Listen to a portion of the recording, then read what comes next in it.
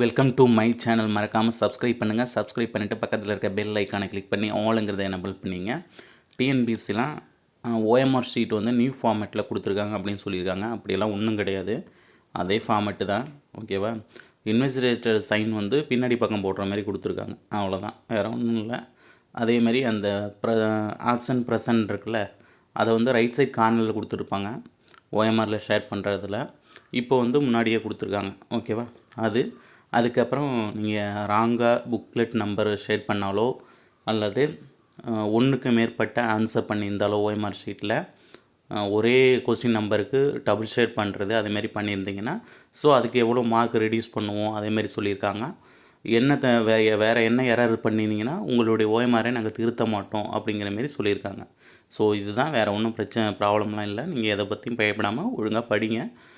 Test practice OMR ஷீட்டில் நீங்கள் prepare பண்ணுங்கள், ரொம்ப யூஸ்ஃபுல்லாக இருக்கும். அதுதான் பெட்டர். ஓகேவா? தேங்க்ஸ் ஃபார் வாட்சிங்.